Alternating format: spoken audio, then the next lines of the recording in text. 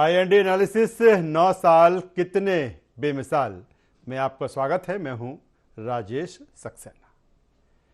मोदी सरकार के 9 साल पूरे होने जा रहे हैं और यही कारण है कि भारतीय जनता पार्टी पूरे देश में मोदी सरकार की 9 साल की जो उपलब्धियां हैं उसे गिनाने जा रही है। 2014 की अगर हम बात करें, जब पहली बार नरेंद्र मोदी देश के प्रधानमंत्री बने, उसके बाद 2019 के लोकसभा चुनाव जब हुए तो उसमें भारतीय जनता पार्टी ने ऐतिहासिक जीत हासिल की और इन 9 सालों में सरकार द्वारा कई ऐसे फैसले लिए गए जो लंबे समय से देश में लंबित रहे हैं।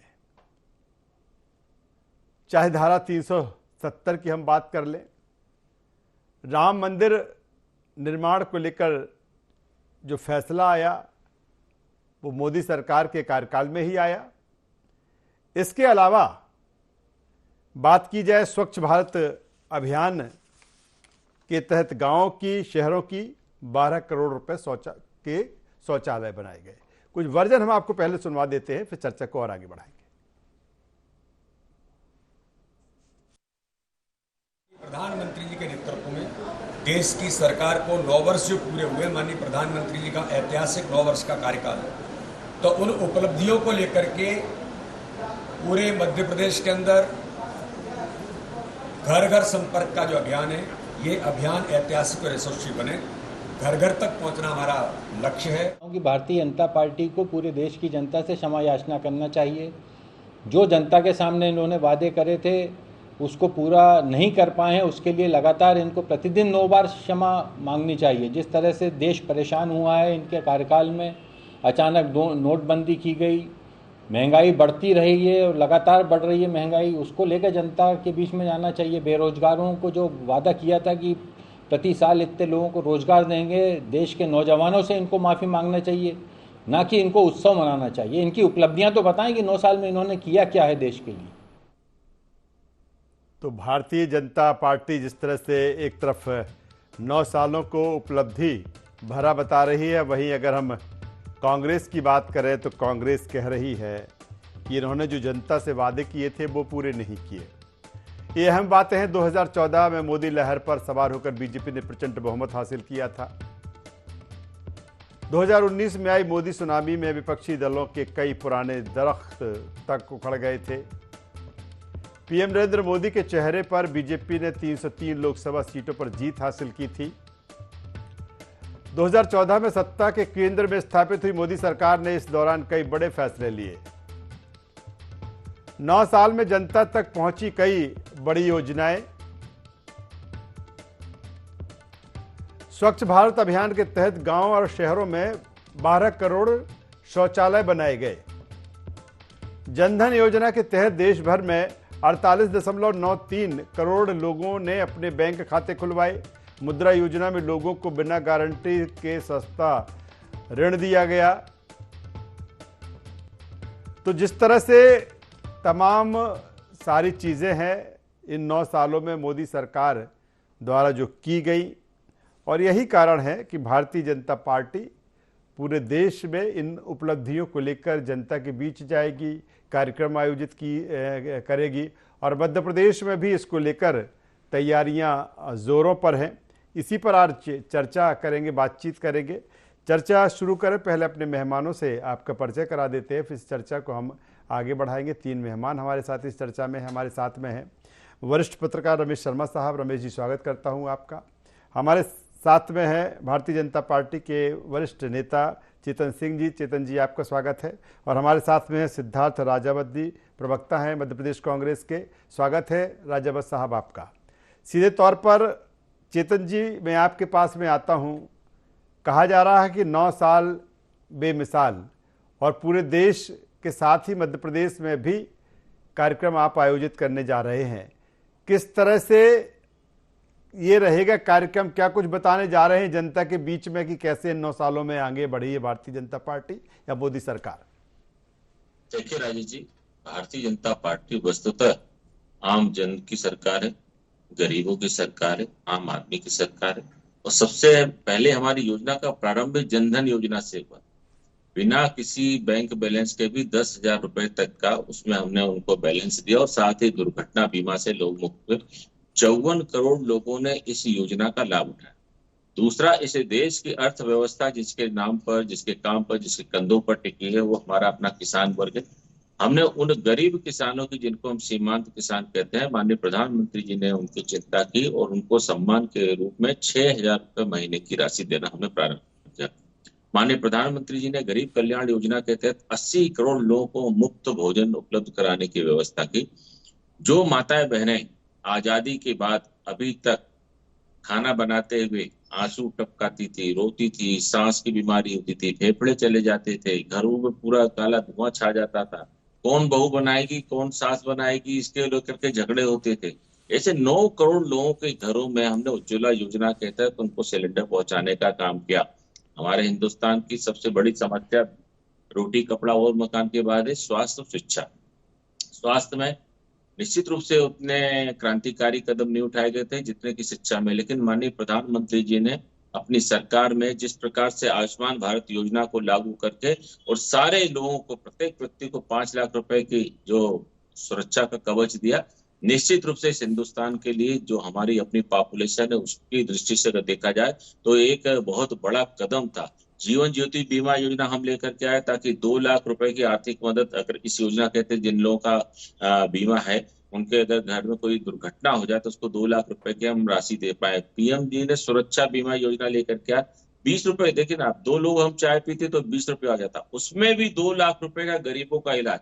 इस देश में रोटी, कपड़ा और मकान, ये हमारे नारा चलता था, इसमें फिल्में बनी। चलिए चलिए, तो उसी हर मकान हर की बात कर रहे तबके, हैं। जी आज मैं आता हमारी हूँ सरकार चेतन ने जी। 7 करोड़ लोगों को मकान बना करके उनको मालिकाना हक दिया है। वो 2 मिनट आप दे दीजिए राज ठीक जी। है, ठीक है, ठीक है। ग्रामीण क्षेत्र की कुछ वो बातें, करोड़ों के मकान है जिनका आकलन लाखों में भी नहीं होता था। माननीय प्रधानमंत्री जी ने संपूर्ण देश में इस योजना को लागू किया कि अब ग्रामीण क्षेत्र का मकान है उनको भी उसका मालिकाना हक, और उनके घर परिवार को आवश्यकता के अनुसार, बच्चों को अगर रोजगार के लिए अगर कहीं बैंक से लोन चाहिए तो उसकी गारंटी पर भी मिलने लगा। सेंट्रल विस्टा, जो अभी बहुत हाईलाइट मुद्दा चल रहा, सेंट्रल विस्टा जो पार्लियामेंट है, चलिए सर, आप सेकंड उसको पार्ट में आता हूँ आपका चेतन समय सिंह जी, इतना नहीं सेकंड देंगे, पार्ट में आता लेकिन हूँ उस जो बात योजना का आपकी। कभी आप आकलन करके देखिए। चलिए मैं आता हूँ, योजना का कार्य क्षेत्र हमने आता दोगुना हूँ कर दिया आता और हूँ लागत चेतन जी, आधी आता कर हूँ। दी। तो सिद्धार्थ ये बहुत बड़ा राजावत जी क्रांतिकारी हमारे कदम। साथ में है।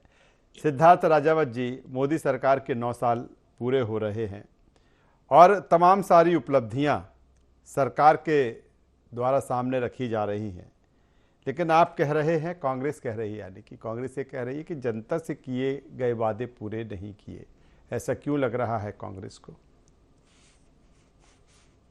राजेश जी, देखिए, कांग्रेस पार्टी का ही कहना नहीं है ये। आज जितने भी विपक्षी दल हैं वो एकजुट होकर इस बात को कह रहे हैं और आम जनता भी इस बात को स्वीकार कर रही है कि कहीं ना कहीं हम ठगे गए हैं। आप अगर थोड़ा सा अतीत में जाएं और हम एक अतीत के झरोखे में झांक के देखें तो हम 15 अगस्त 2014 की एक आपको तस्वीर पेश करना चाहता हूं, जो हमारे देश के प्रधानमंत्री ने लाल किले की प्राचीर से झूठ बोलने का अभियान शुरू किया था। और वो झूठ था कि युवाओं को 2 करोड़ रोजगार देंगे, और वो निरंतर अभियान झूठ बोलने का चालू है। भारतीय जनता पार्टी के प्रवक्ताओं में, नेताओं के आंखों में पानी मर चुका है। किस प्रकार से आज जनता त्राहिमाम कर रही है, आज भी झूठ बोलने पे कि 9 साल बेमिसाल। अरे भाई, आपके 9 साल में 9 आंसू रोए, खून के आंसू जनता। किस प्रकार से 3,000 किलोमीटर पैदल लोग चल चल के पहुंचे कोरोना काल में, 50 लाख से ज्यादा लोगों की मृत्यु। हमने वो मंजर भी देखा था जब गंगा के किनारे लोगों पे कफन नहीं था, उनको दफनाया जा रहा था। हमने वो मंजर भी देखा है। और आप बोल रहे हैं 9 साल बेमिसाल, मतलब बेशर्मी की भी हद है। कितनी बेशर्मी है। लेकिन राजावत जी, आप कह रहे हैं कि कुछ नहीं हुआ। 12 करोड़ शौचालय का निर्माण किया गया। पीएम आवास योजना के तहत लाभार्थियों के लिए 3 करोड़ 45 लाख मकान बना दिए गए। उज्ज्वला योजना के अंतर्गत 9 करोड़ 59 लाख घरों में एलपीजी कनेक्शन गया। ये उपलब्धि नहीं है? राजेश जी, जब देश की जनता के पेट में अन्न होगा ही नहीं तो शौचालय कब कैसे जाएगा वो भूखमरी से, बीमारी से, कंगाली से आज त्राहिमाम कर रहा है। मैं आपको एक आंकड़ा बताना चाहता हूँ। मेरे काबिल मित्र बहुत अच्छी डिबेट करते हैं, बहुत अच्छा बोलते हैं, और मैं कई चैनलों पे ये भी बोल चुका हूं कि सत्य के लिए चेतन भाई हमेशा लड़ते हैं, और अगर भारतीय जनता पार्टी के किसी भी कार्य में कोई गलती होती है तो उसको स्वीकार करते हैं। वो मेरे साथ कई बार डिबेट में ये हुआ, उन्होंने स्वीकार लेकिन आपने एक लाइन बोल दी राजावत जी, आपने एक लाइन बोली कि विपक्षी दल एकजुट होकर कह रहे हैं। अरे अगर विपक्षी दल एकजुट हो रहे हैं तो वो तो 2024 की तैयारी कर रहे हैं ना। देखिए राजेश जी, पहले मैं आपको एक आंकड़ा बताना चाहता हूं। जिस समय पे पंडित स्वर्गीय अटल बिहारी वाजपेयी जी देश के प्रधानमंत्री हुआ करते थे, उस समय पे 1,10,000 करोड़ रुपए का कर्जा छोड़ के गए थे। और उसके बाद जिनको ये मौन बोलते थे, मनमोहन सिंह जी, हमारे आदरणीय प्रधानमंत्री मनमोहन सिंह जी जिस समय पे आए तो उन्होंने इस कर्ज को 55 लाख हजार करोड़ रुपया किया और उसको घटाया, और हम 55 लाख करोड़ रुपए का कर्जा छोड़ के गए थे ये यूपीए गवर्नमेंट में। आज देश के अंदर 135 लाख करोड़ रुपए का कर्जा है। आज प्रत्येक आदमी कर्जे में डूबा हुआ है। मैं आपको कुछ आंकड़े बताना चाहता हूं, और भी हैं। चलिए मैं दोबारा ले लूंगा, आपके आंकड़े दोबारा ले लूंगा। रमेश शर्मा साहब के पास में आ जाता हूं, रमेश जी की बातें भी ले लेता हूं। रमेश शर्मा साहब, जिस तरह से 9 साल मोदी सरकार के, बस सीधा सा सवाल इस बात को लेकर है कि जिस तरह से कहा जा रहा है कि उपलब्धियों भरा ये समय रहा है, ये 9 साल रहे हैं, क्या देश को कुछ ऐसे फैसले जो एक लंबे समय से जिनका इंतजार रहा है और ये लगता था कि ये कब इन पर काम होगा, कब ये अमल में आएंगी, कब फैसला होगा, क्या ये चीजें हुई हैं इन 9 सालों में? देखिए, इसमें तो कोई शक नहीं कि कुछ निर्णय ऐसे हुए हैं इन 9 वर्षों में जो लीग से हट करके हैं, और वाकई और कुछ निर्णयों में सरकार सीधी अगर शामिल नहीं भी है तो एक ऐसा वातावरण सरकार ने बनाया कि वो कहीं ना कहीं निर्णय हुए।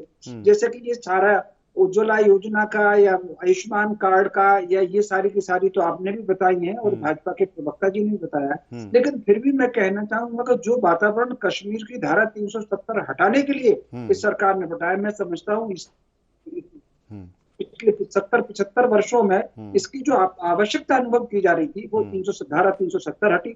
दूसरे जो 2 काम जो मुझे ज्यादा पसंद आए वो सर्जिकल स्ट्राइक के हैं, जो बर्मा में जाकर के और पाकिस्तान में जाकर के सर्जिकल स्ट्राइक हुई, निश्चित रूप से वो। तीसरा एक वातावरण जो सरकार ने बनाया जिसके वजह से अयोध्या में राम मंदिर का शिलान्यास हुआ और अब मंदिर पूर्णता की ओर जा रहा है। इसके अलावा शरणार्थियों की समस्याओं को लेकर के कि आमतौर पर ये जो आसपास धार्मिक आधार पर प्रताड़ित होकर के भारत आ रहे हैं, उन पर जो शरणार्थी का जो उन्होंने कानून बनाया, मैं समझता हूं इस तरह के कानून की बहुत आवश्यकता थी। इसके साथ साथ सरकार से मेरी एक अपेक्षा और थी जिस पर उन्होंने सख्ती से कार्रवाई करना चाहिए थी लेकिन उसमें कमजोर रही, और वो है घुसपैठियों का भारत के अंदर घुसना।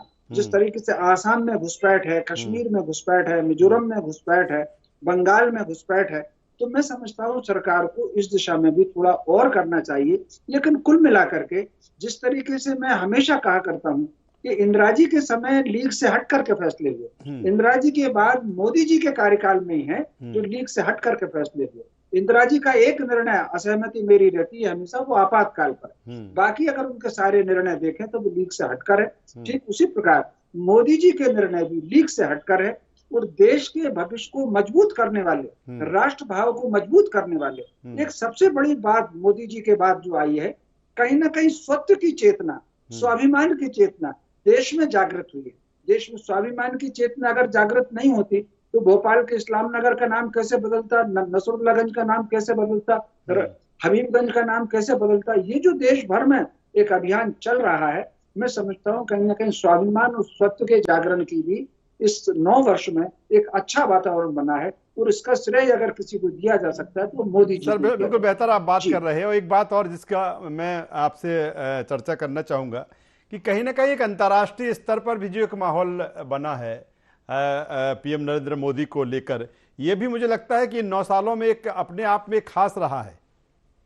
ये निश्चित रूप से ये बात आपने बिल्कुल सही की। जिस तरीके से मोदी जी के व्यक्तित्व के प्रभाव के कारण जो भारतीय दूसरे देशों में रहते हैं उनके अंदर जो जोश और संगठन आया है। और एक सबसे बड़ी बात मुझे मोदी जी की अच्छी लगती है, जब वो ब्रिटेन गए तो उनके सम्मान में ब्रिटेन में जो भोज आमंत्रित हुआ, वहां उन्होंने भारतीयों को संबोधित करते हुए कहा था कि आंख में आंख डाल करके बात करिए। ब्रिटेन जिससे कि भारत जिनका भी गुलाम रह चुका था, वहां पर जाकर के उनके महल में जाकर ये कहना कि आंख में आंख डाल करके बात करो, ये कहीं ना कहीं एक बात समझ लीजिए, ये भारतीयों का स्वाभिमान जागृत होता है।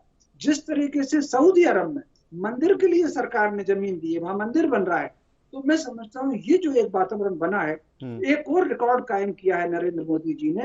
व्हाइट हाउस में अमेरिका का इतिहास है कि व्हाइट हाउस में किसी भी राजनेता का भोजन उन्होंने आमंत्रित नहीं किया, लेकिन मोदी जी का लंच वहां पर, डिनर वहां पर रखा, और संयोग से मोदी जी का उस दिन व्रत था तो उन्होंने ऐसे कुछ हल्का फुल्का खाया। तो कहीं ना कहीं ये जो विदेश में भी उन्होंने स्वाभिमान का जागरण का अभियान चलाया है, मैं स्वाभिमान अगर देश का नाम विदेशों में होता है तो न केवल सत्ता जिसकी है या फिर जो विपक्ष है या फिर जो देश के नागरिक हैं उनके लिए अपने आप में एक गौरव का क्षण होता है। सीधे चेतन जी के पास में आ जाता हूँ। चेतन जी, आप कह रहे थे, आप अपनी बात को और आगे बढ़ा सकते हैं। देखिए राजेश जी, प्रधानमंत्री के रूप में जैसे अभी आदरणीय रमेश जी भाई साहब ने श्रीमती इंदिरा जी का उल्लेख किया, अटल जी का किया, मैं माननीय मोदी जी का करूंगा। देश का प्रधानमंत्री किसी पार्टी का प्रधानमंत्री नहीं था, देश का। अगर इंदिरा जी ने अगर सामर्थ्यवान होने के साथ, सामर्थ्य के साथ अगर बांग्लादेश का उदय किया, तो हमारी पार्टी ने सदन में, हमारी पार्टी के नेताओं ने पूरी प्रशंसा की, और यहाँ तक कि राष्ट्रीय स्वयं सेवक संगठन ने भी उनके काम की प्रशंसा की। हम कांग्रेस की तरह या बाकी विपक्षी दलों की तरह केवल हम आलोचना करने बैठे, ये हमारा काम नहीं।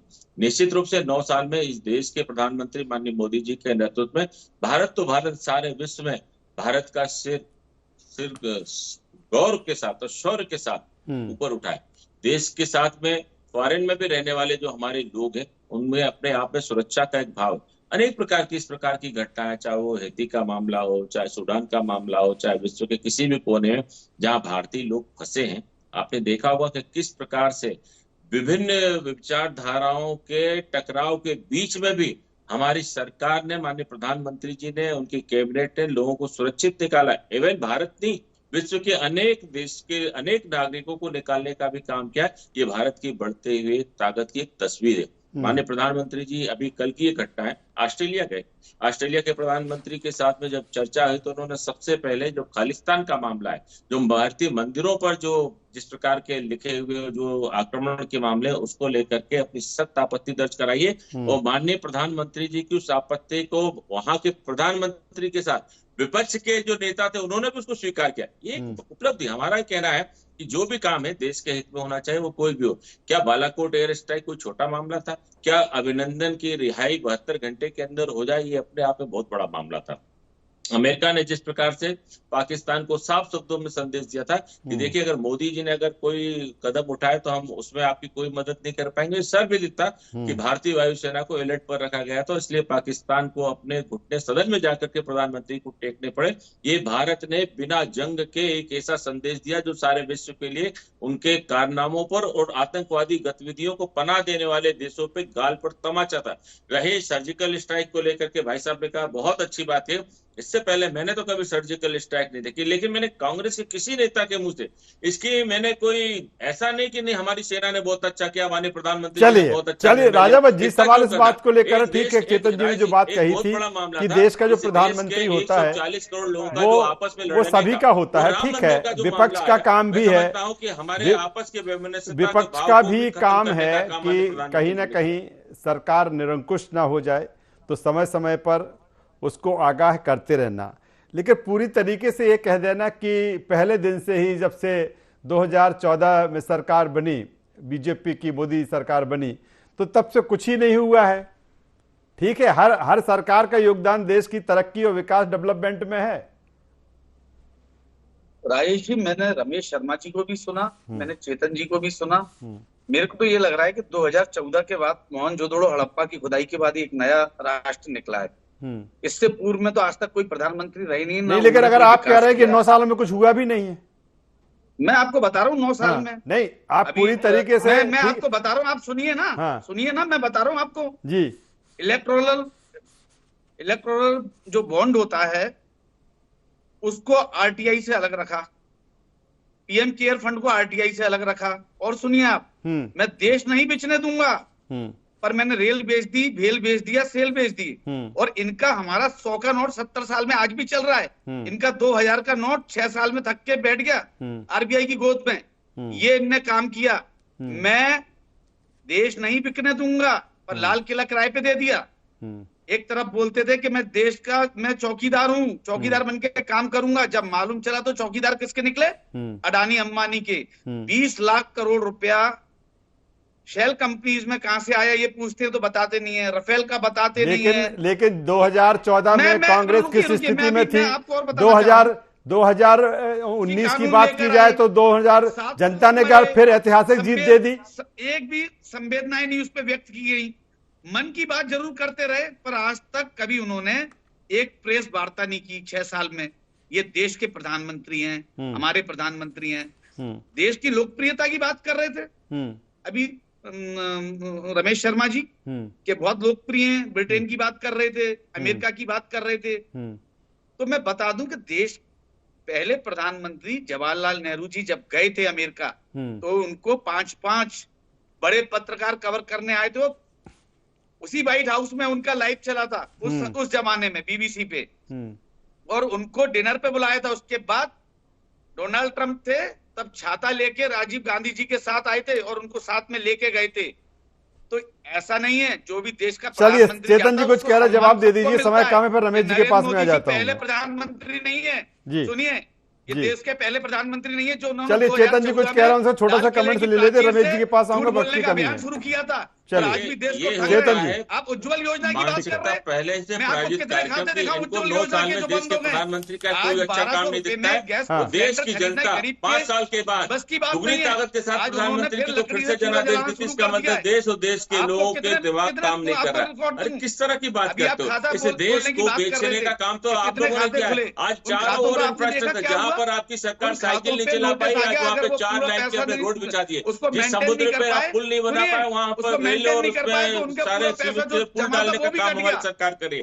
जिस स्वच्छता को लेकर के महात्मा गांधी जी की बात आप करते रहे, जिनके नाम पर 25 साल आपके देश को ठगने का काम किया, उस स्वच्छता अभियान के उस स्लोगन को, उस चश्मे को सार्थक करने का काम हमारी सरकार ने किया। डायरेक्ट अकाउंट पर ट्रांसफर गरीबों को देने का काम तो हमारी सरकार ने किया। बिना किसी घोटाले के हमारी सरकार काम करे। 3 तलाक को लेकर के आपकी सरकार बात करने में डरती थी, मेरी सरकार ने हिम्मत के साथ उसको लागू करके कानूनी अमलजामा पहनाने का काम किया। बेटी बचाओ बेटी पढ़ाओ का काम आपको मालूम है, हमारा पड़ोसी किया है, तो हमारी सोच हमारी सरकार ने हिंदुस्तान से पेट्रोल डीजल गैस लेकर के जीएसटी को लेकर के नोटबंदी को लेकर। चलिए एक छोटा सा कमेंट रमेश शर्मा साहब का ले लेता हूं, रमेश शर्मा जी के पास में आ जाता हूं छोटे से कमेंट के साथ।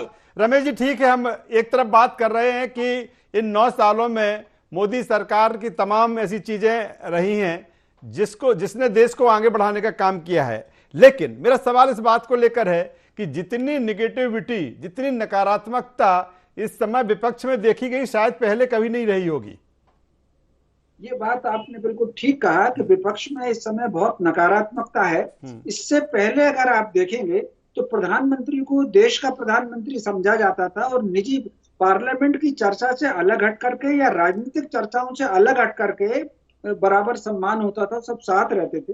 लेकिन ये पिछले कुछ वर्षों से अगर आप देखेंगे तो ये वातावरण आ रहा है, शब्दावली में भी गिरावट आ रही है, व्यवहार में भी गिरावट आ रही है, व्यक्तिगत आक्षेप में भी जो भाषा और शैली की गरिमा है उसमें गिरावट आई है।